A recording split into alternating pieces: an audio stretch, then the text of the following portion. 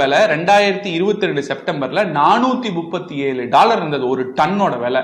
ஆனா இன்னைக்கு $135 தான். ஆக மொத்தம் பாத்தீங்கன்னா 70% நிலக்கரியோட விலை குறைஞ்சிருக்கு. ஆனா இப்ப வரைக்கும் ஏத்துன பாடல் தான் இருக்காங்க, இறந்துட்ட பாடு இல்ல. அப்படின்னா நிலக்கரி விலை இதை ஏத்தறதுக்கு காரணம் இல்ல.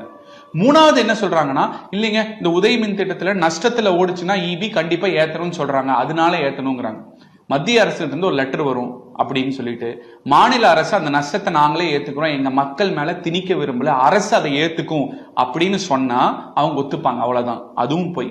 நம்பர் 4, இல்லைங்க ஒரு துறையை நாங்க லாபத்துல நடத்தணும்னு நினைக்கிறோம், அதனாலதான் பண்ணணும் அப்படின்னு நீங்க சொன்னீங்கன்னா பார்க்கலாம். செப்டம்பர் 2022க்கு விலையேற்றிற்கு முந்தத்த ஆண்டு ஈபியோட வருமானம் 62,800 கோடி, அதுல 9,130 கோடி நஷ்டம்.